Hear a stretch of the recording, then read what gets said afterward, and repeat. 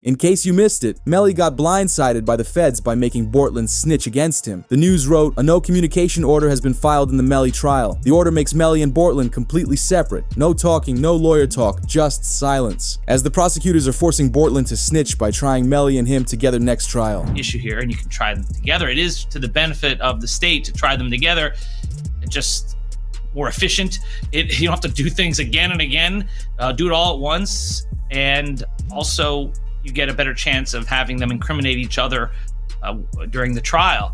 It benefits the defense to sever it. That way they can point the finger at each other and get away with it. So this is what's going on. But I don't think it should be automatically severed because the state is seeking a penalty for Melly, because it's only the penalty phase of the trial that would be different, not the guilt phase. The guilt phase is the same. They're both capital crimes. You're seeking the penalty on one, not the other, but that goes into the second part of the trial, the penalty phase, only if Melly is found guilty. The judge would then announce this to the court, inviting Melly and his lawyers to hear it.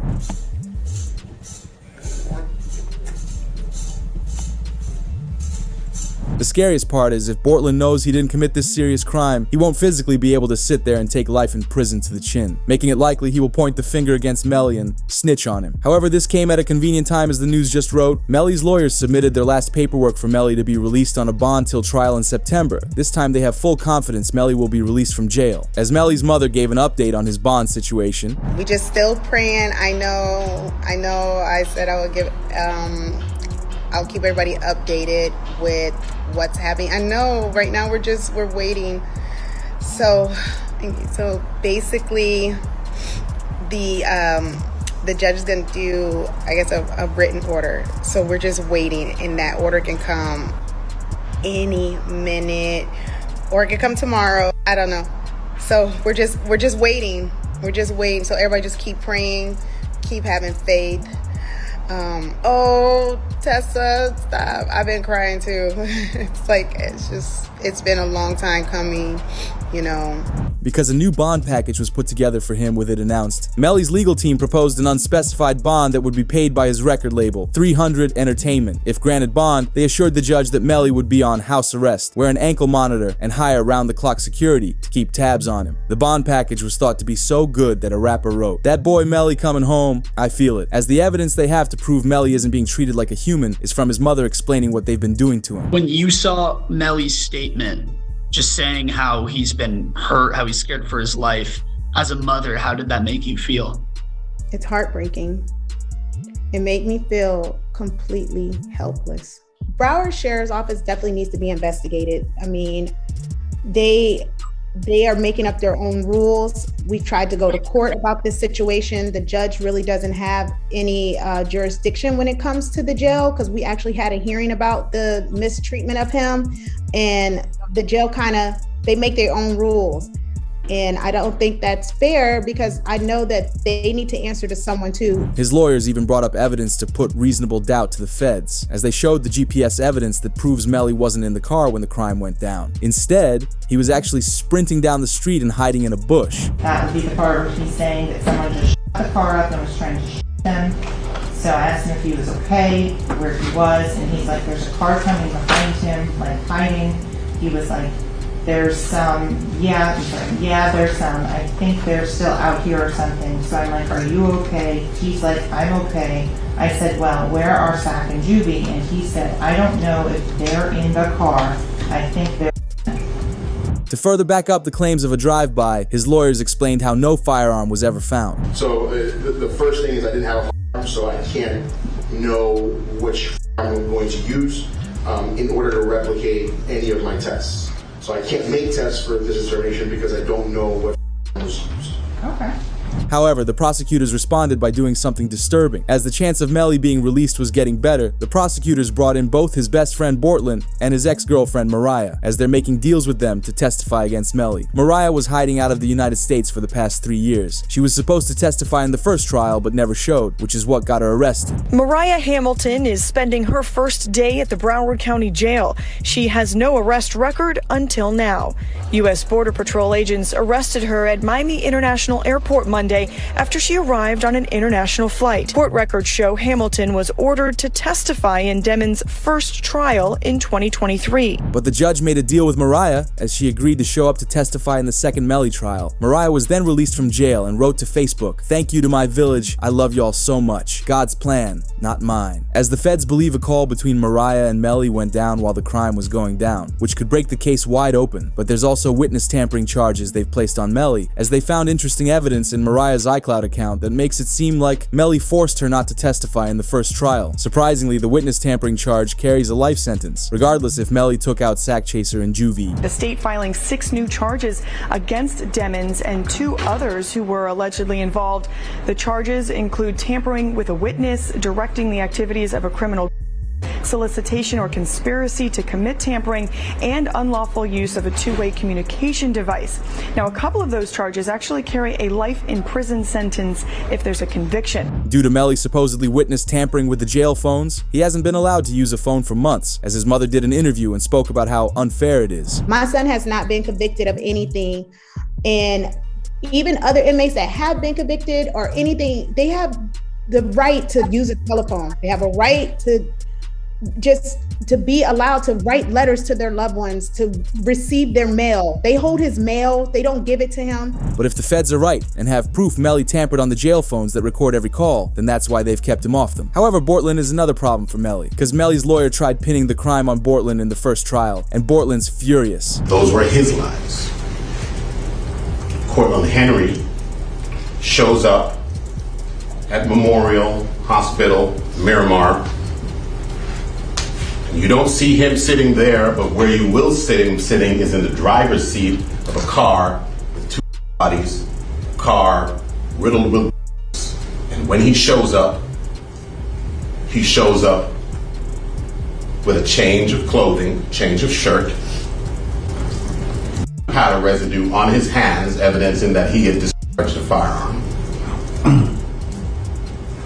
And he lies. He lies about where the incident occurred. He lies about how it occurred. And he lies about not having a phone. I think it was Miss Bradley herself who said, everybody has a phone in his pocket, not Cortland Henry. Melly's lawyer tried painting the picture that Bortland was with them when they passed. Bortland's been lying to the feds, and he even had firearm residue on his hands after the crime, as an investigator shared further about the firearm powder. So the right hand of Cortland Henry contained 0 particles characteristic of heart residue and 2 two-component particles, and the left hand contained 1 particle characteristic of heart residue and 1 two-component particle. Okay. And can you explain to us what that means? Basically, overall, there was heart residue present on the hands. Bortland hated this, so when court wrapped up for that day, Bortland tweeted, "Mind games don't work on people like me," alongside a handshake emoji, as if he's accepting a deal. However, the Bortland interrogation from the night of the crime is what's really scary for Melly, because Bortland lied, repeatedly trying to cover up the crime for Melly. Okay, tell me what happened. Man, I was playing music, getting off the exit. I was already getting sleepy, almost home, you know what I'm saying? And like, just out of nowhere, like, I just heard, you know what I'm saying? So, and I ducked down, you know what I'm saying, in the car. Actually, and I almost crashed the car. Let me back you up a few minutes. Where were you coming from? I was coming from the studio, from Fort Lauderdale. Fort Lauderdale studio. Which way did you take? I took I-75, 595 to 75. Expressway. Yeah. Then you took 75 south? To the officers, it's clear Bortland's story isn't adding up, as the officer would catch Bortland in his lie. Here's the hard part where we're having a hard time to understand, is that we shut down that entire area and we had officers shoulder to shoulder walk it out. They didn't find as much as 1 shell casing. They didn't find 1 piece of glass, nothing. Nothing to what you said adds up. And it's hard. Bro, I'm telling you, bro, that's the class. I mean, for whatever reason, your 2 friends, are these your good friends? Yeah, that's what I'm saying. These my like, these your 2, I'm assuming close friends. Yeah, we got. And you're doing them an inservice by not telling us the truth. I'm telling you the truth, sir. I don't like. How? What do you want? How do you make shell casings disappear? I don't know. How can I tell you about a shell case? Although the interrogation only got worse, Bortland begins getting angry with the officer for not believing his story. I told y'all the story, and that's it, bro. I don't even talk about it anymore. Like, cause I told y'all. Like, I don't know. Like, I don't know. Okay, just so you know, all right, because you're saying, well, I don't want to talk anymore.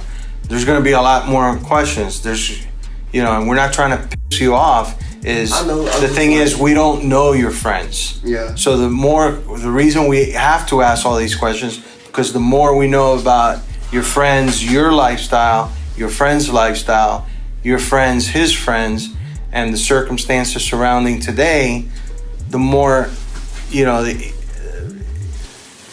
easier it's going to be for us to try and solve this. So with Bortland trying to keep quiet now and not share any other information, the officer stops asking about the story and instead starts asking about specific details from the night. In the moments of the drive-by, how was Bortland driving? Did he crash into anything? And more. And I'm driving, ducking for my life, trying to make sure I don't get hit.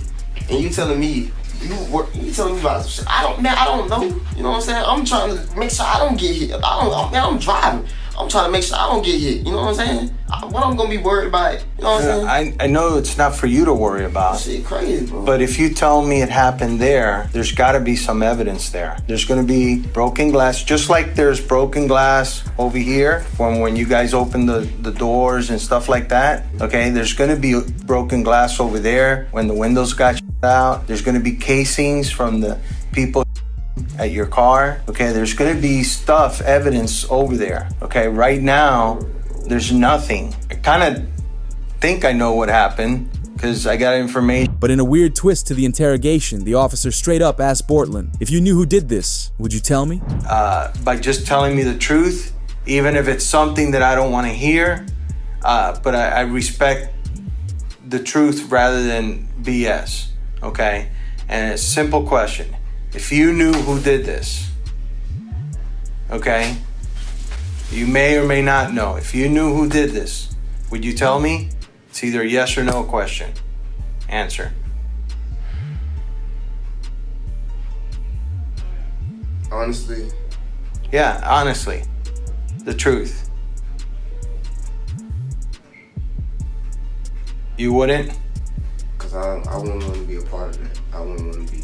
As this question tests if Bortland's willing to lie straight to his face or not. But Bortland shakes his head no, as he's worried of even speaking in case he has a voice crack or gives off any other sign to indicate that he's been lying during the whole interrogation. But when you combine the interrogation with all the other evidence against Melly, it gets bad, because Melly sent a text message hours after the crime, admitting to it. The PC Gambino account asked him if he was okay, and his response was, I did that, and placed a smiley face emoji.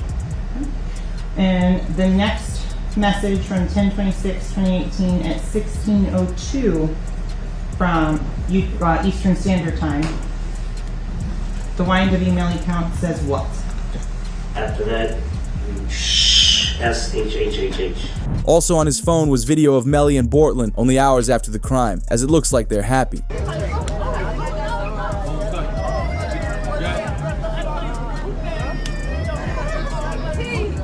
Melly still turned regardless of what happened this early morning. He's still out here being very positive. Turned still. Hey! No, still turned. Regardless of what happened, you already know.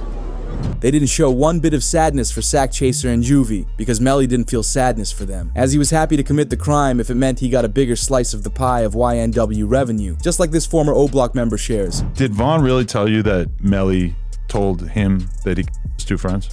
He ain't come out and say, like, we got into an argument, and so, if when people could say something without saying it. And so he told me, like, once I posted what I posted, Vaughn was mad at me. Bro, why you put up there, bro? Walk the bam. I'm like, you sitting up here, like, the love we got. You do this for us, but you gonna trust that his two friends?